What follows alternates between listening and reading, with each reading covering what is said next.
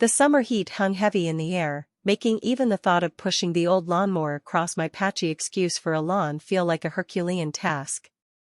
My yard, a testament to my neglect, was quickly becoming the neighborhood eyesore. I sighed, staring at the jungle of grass and weeds that had taken over. I had been putting it off for weeks, convincing myself that something more pressing always came up. But the truth was, I hated yard work. Absolutely loathed it. My neighbor, George, lived next door. He was a retired carpenter, a kind-faced man with twinkling blue eyes and a smile that could charm the birds from the trees. He kept his own lawn meticulously manicured, a perfect square of green that seemed to mock my own wild patch.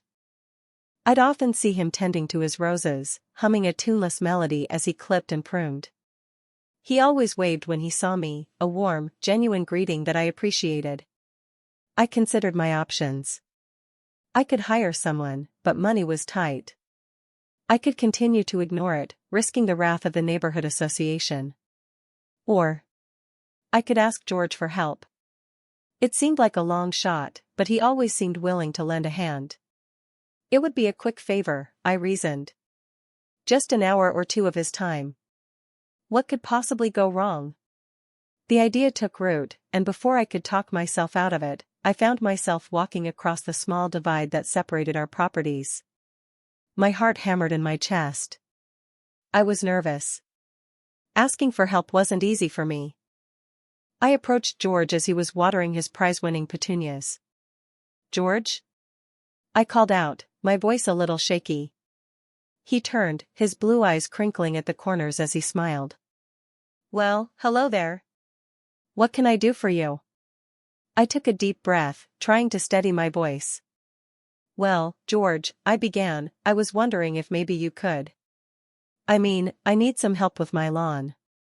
I gestured weakly towards the overgrown mess behind me. "It's gotten a little out of control, and I'm really not very good at yard work." George chuckled, a warm, comforting sound. "I've noticed," he said with a twinkle in his eye. "That grass is looking a bit shaggy." He paused, considering. "Tell you what, I'd be happy to lend a hand. I enjoy mowing, keeps me active." Relief washed over me. "Really? That would be amazing, George. I really appreciate it." "No problem at all," he said. "How about tomorrow morning? We can get it done before it gets too hot." "That sounds perfect," I replied, feeling a weight lift from my shoulders. "I can't thank you enough." "Don't mention it," he said, his smile widening. "It'll be good to have some company while I work." He paused, his gaze lingering on me for a moment longer than necessary. "Besides," he added, his voice dropping a little, "I always enjoy spending time with you." I felt a blush creep up my neck.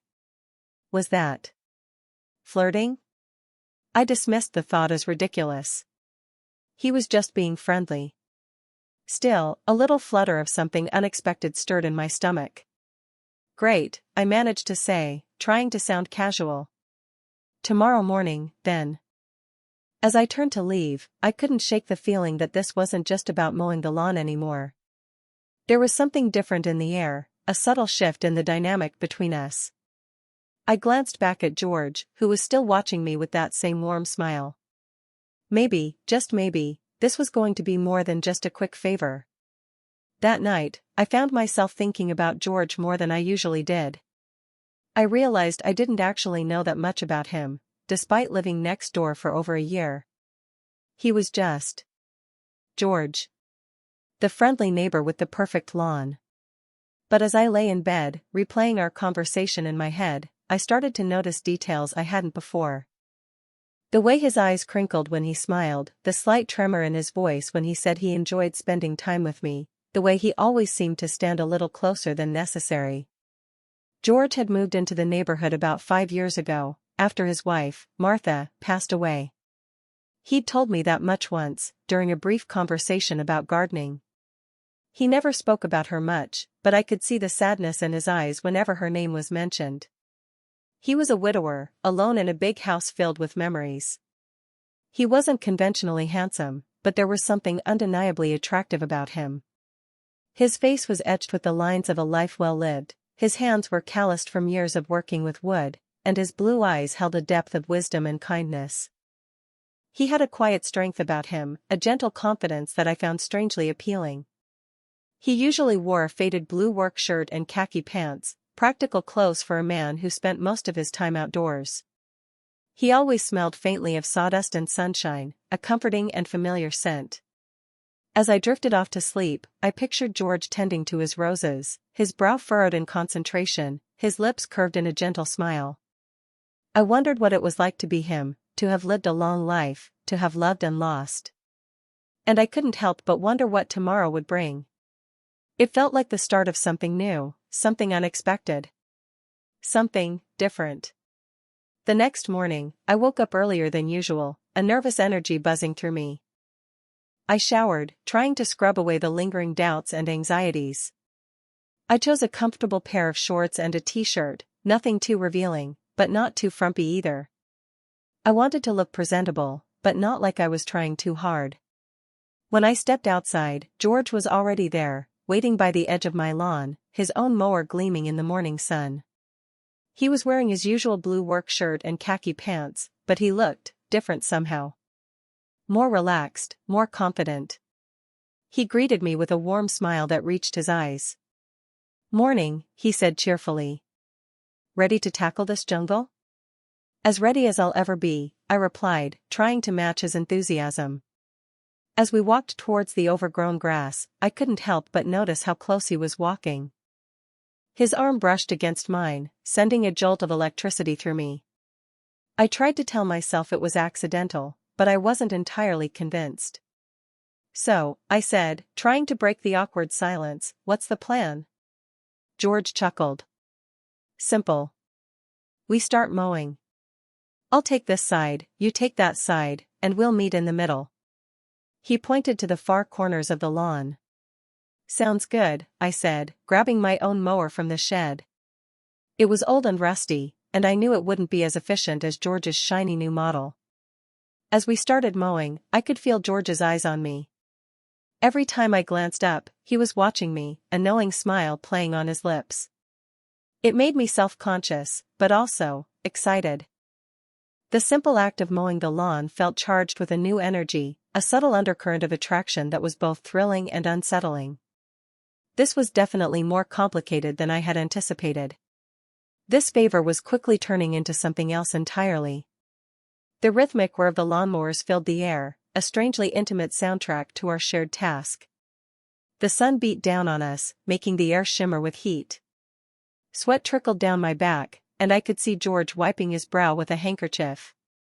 Despite the physical labor, the tension between us continued to build. We worked in comfortable silence for a while, occasionally glancing at each other, our eyes meeting for a fraction of a second before quickly looking away. Each stolen glance felt charged with unspoken desire. At one point, my old mower sputtered and died. I groaned in frustration, yanking on the starter cord. "Nothing." George stopped his mower and walked over to me. "Having trouble?" he asked, his voice laced with amusement. "Yeah, this thing is a piece of junk," I said, exasperated.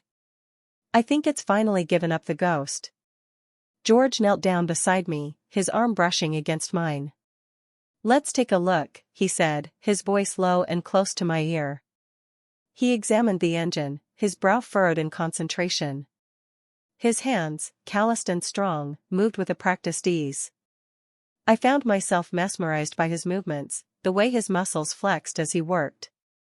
"I think I know what's wrong," he said, after a moment. "Needs a little bit of oil."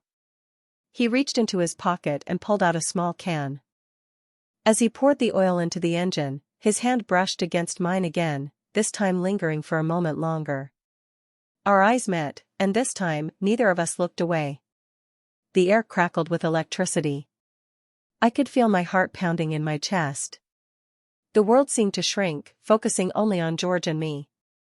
The lawn, the sun, the mowers, everything faded into the background. It was just us, connected by a shared task and a growing, undeniable attraction. The mower sputtered back to life, and I breathed a sigh of relief. Thanks, George, I said, my voice a little breathless. You're a lifesaver. Anytime, he replied, his eyes still locked on mine. He didn't move away, and neither did I. We stood there for a long moment, suspended in a shared silence.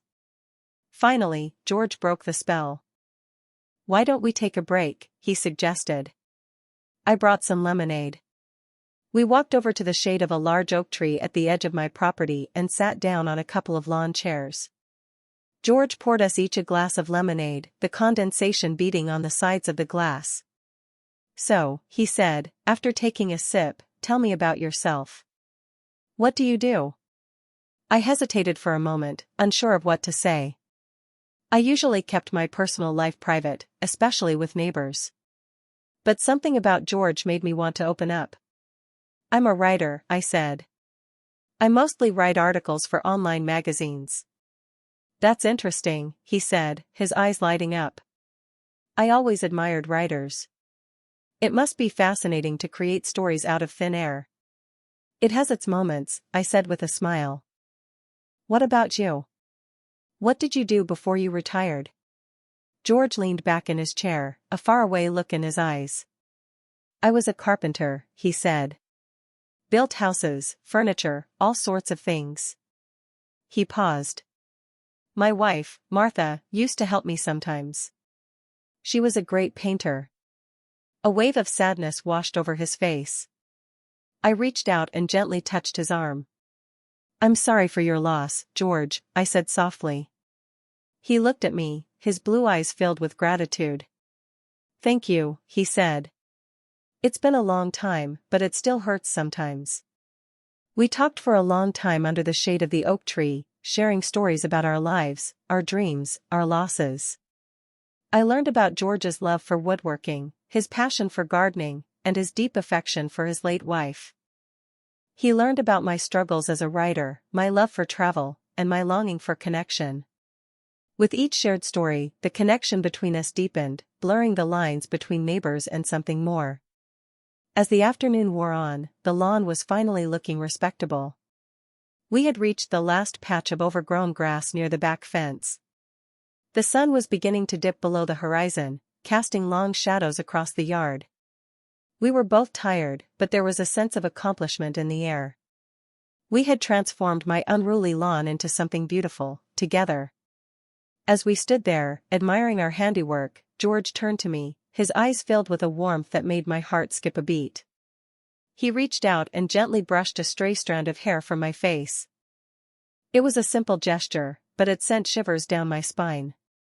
Thank you, he said softly, his voice barely above a whisper. For letting me help you. Thank you, I replied, my voice equally soft. For everything. He stepped closer, closing the distance between us. I could feel his breath on my face, warm and inviting. His eyes were dark and intense, and I knew, in that moment, that this was more than just friendship. There was a powerful attraction between us, a magnetic pull that was impossible to ignore. He lowered his head, his lips hovering just above mine. I closed my eyes, anticipation building inside me. The air crackled with electricity, and the world seemed to hold its breath. Then, he kissed me. It was a gentle kiss at first, tentative and exploring. But as the seconds passed, it deepened, becoming more passionate and intense. His lips were soft and warm, and his touch sent waves of pleasure through my body. In that moment, everything changed.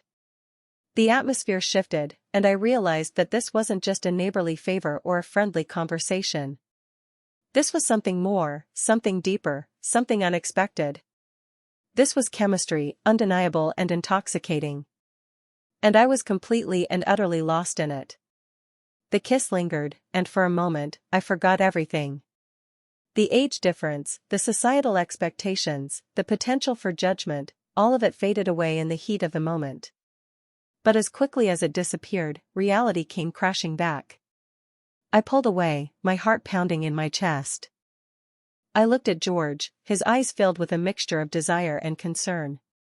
George, I said, my voice shaky. I don't know what to say. A wave of confusion and doubt washed over me. What was I doing? This was crazy. He was my neighbor, and he was old enough to be my father. What would people think? What would my friends say? But beneath the confusion and doubt, there was a flicker of something else: excitement, curiosity, and an undeniable attraction. I couldn't deny the chemistry between us, the magnetic pull that had been building all day. "I'm sorry," I blurted out. "I didn't mean for that to happen." George reached out and gently took my hand. "It's okay," he said softly. "I understand. It was unexpected." But was it really? Hadn't there been signs all along? The lingering glances, the casual touches, the shared stories, it all pointed to this moment. "But," I stammered, "there's such an age difference." "Age is just a number," George replied, his eyes twinkling. "What matters is how we feel." He was right, of course. But societal expectations are powerful things. The fear of judgment, the weight of tradition, they can be difficult to overcome. I closed my eyes, trying to sort through my tangled emotions. Part of me wanted to run away, to pretend that none of this had ever happened. But another part of me, a much stronger part, wanted to stay, to explore this unexpected connection, to see where it might lead. The internal battle raged within me. It was a war between my head and my heart, and I had no idea who was going to win. George's hand was still holding mine, his touch warm and reassuring. The silence stretched between us, thick with unspoken emotions. I looked down at our hands, his calloused fingers intertwined with mine. It felt right. Despite all the doubts and anxiety swirling in my head, it felt undeniably right. Suddenly, a gust of wind swept through the yard, scattering leaves, and causing me to shiver. George noticed, and without hesitation, he took off his work shirt and draped it around my shoulders. The shirt was warm and smelled faintly of sawdust and sunshine, a comforting and familiar scent. The unexpected gesture, the simple act of kindness, broke through the remaining barriers in my mind.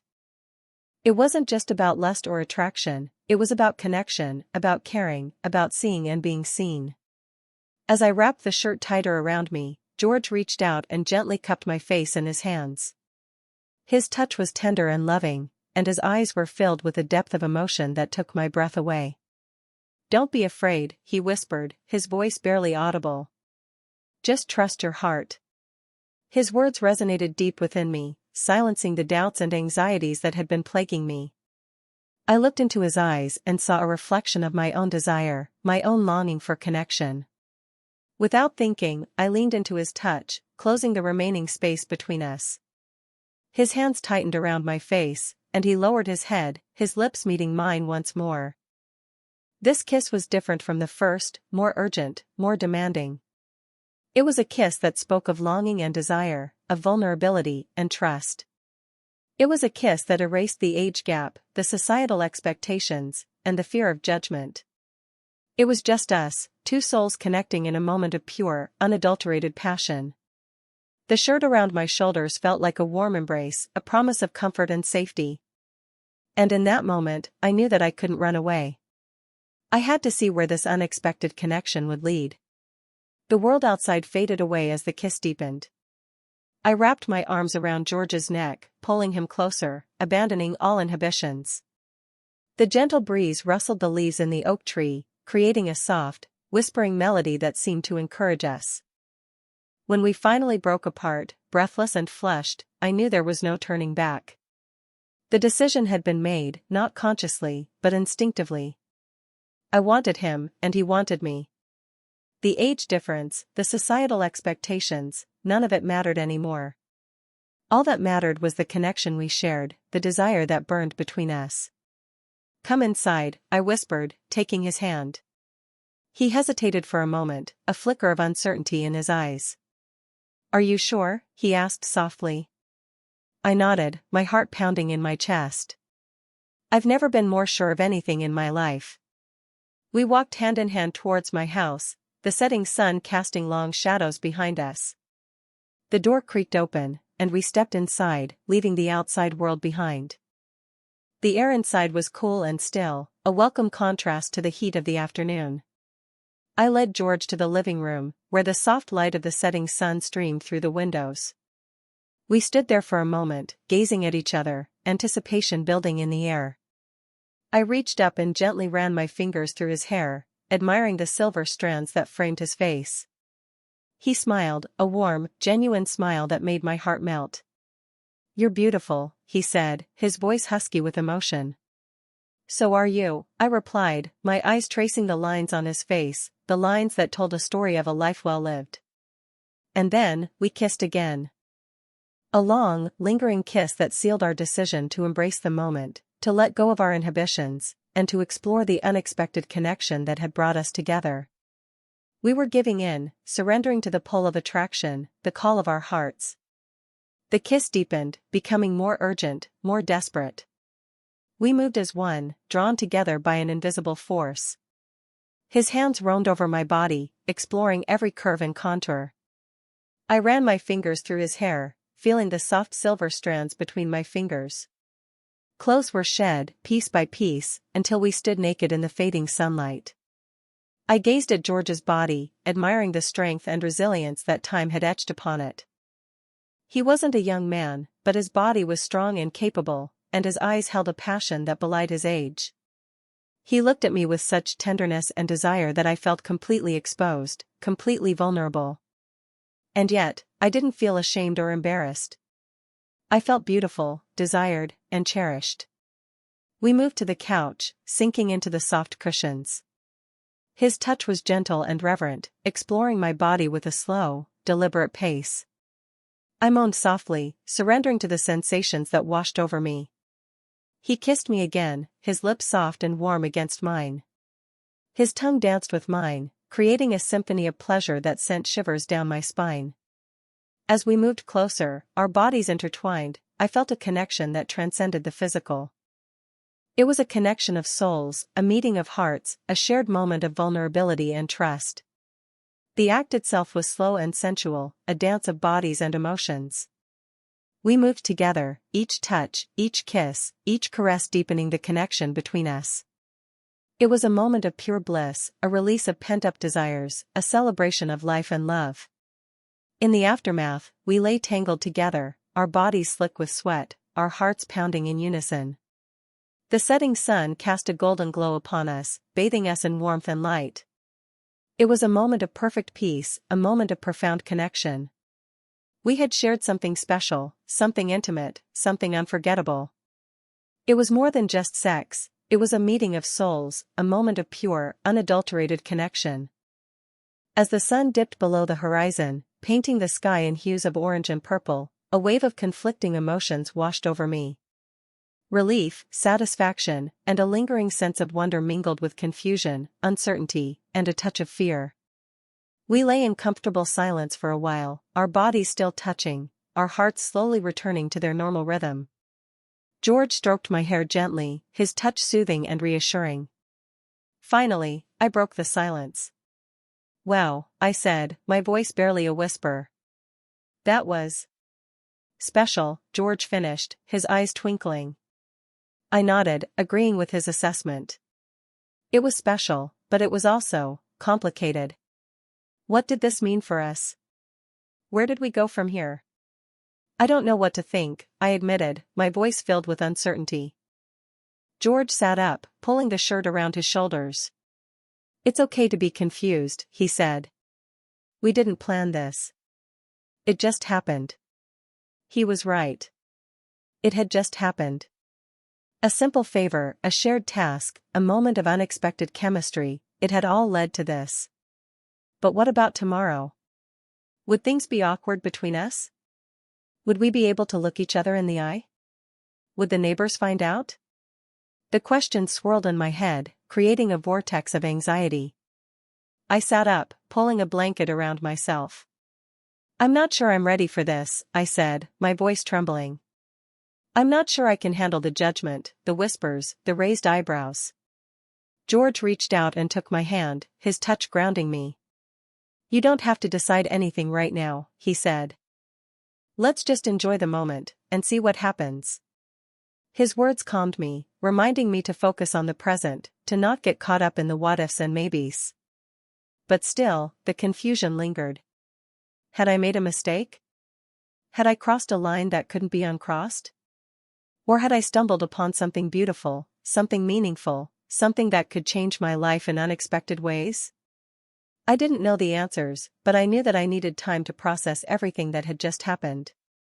Days turned into weeks, and the initial confusion gradually subsided, replaced by a new sense of clarity and understanding. I spent hours reflecting on what had happened, examining my own feelings, and trying to make sense of the unexpected turn my life had taken. I realized that I had been living in a self-imposed prison of fear and judgment, allowing societal expectations to dictate my choices and limit my experiences. I had been so afraid of what others might think that I had denied myself the possibility of finding happiness in unconventional places. George, on the other hand, had lived a long and full life, and he had learned to embrace the present moment, to value connection over conformity, and to trust his own heart. He had shown me that age is just a number, that love can blossom in the most unexpected places, and that true happiness lies in living authentically, regardless of what others may think. I also came to a new understanding of George. He wasn't just the kind, retired neighbor with the perfect lawn. He was a man with a rich history, a deep capacity for love, and a longing for connection. He had lost his wife, but he hadn't lost his ability to love, to desire, to feel.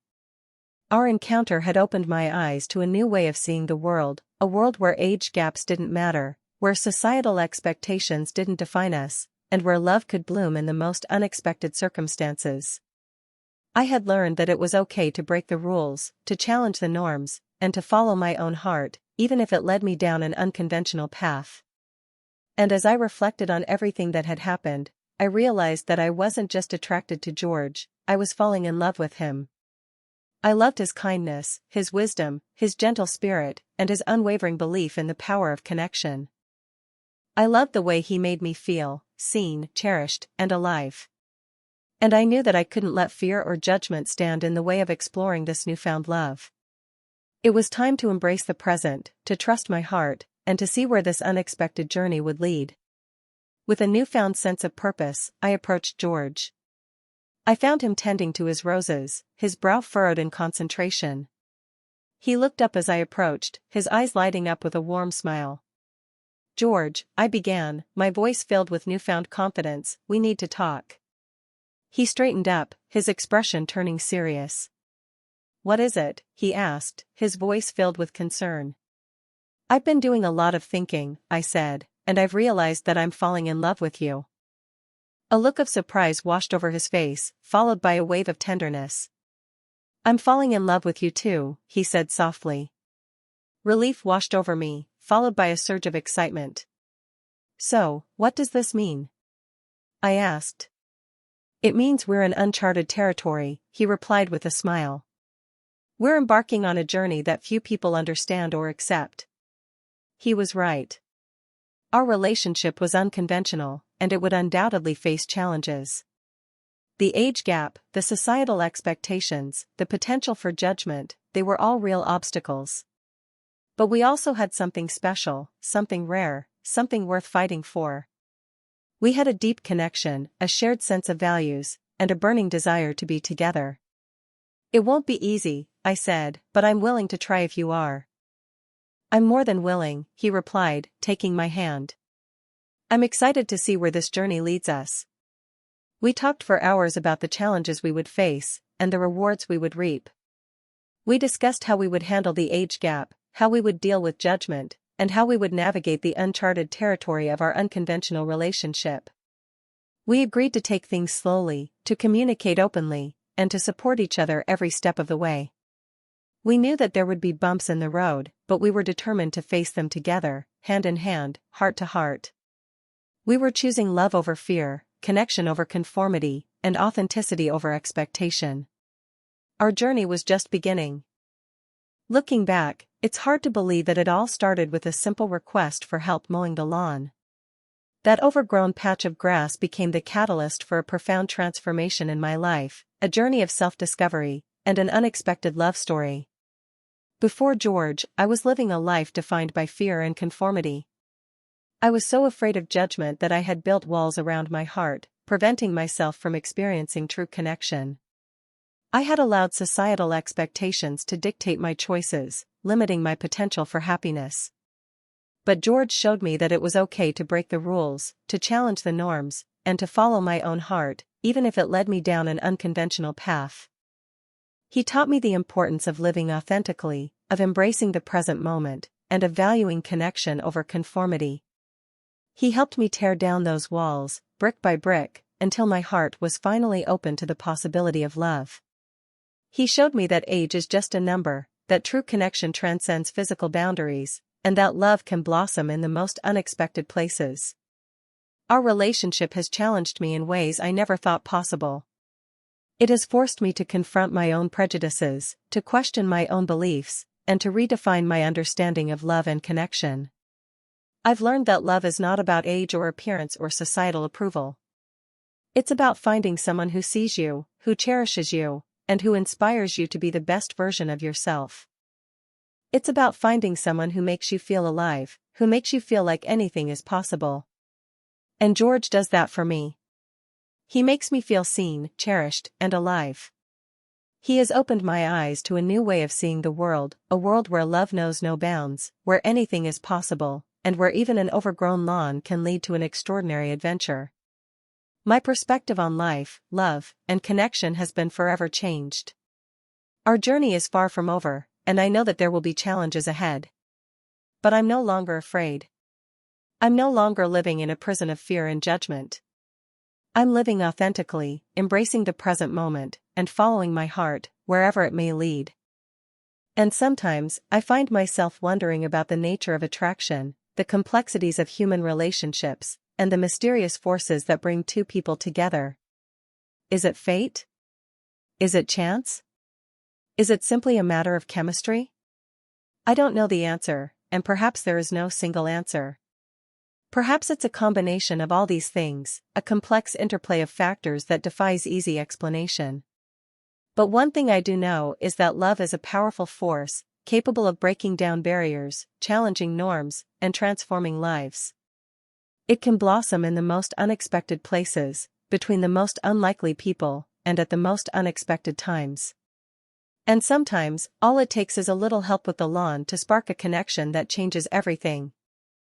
So, the next time you find yourself needing a favor, consider who you ask. You never know what unexpected adventures might await, what surprising connections might be forged, or what life-altering transformations might unfold.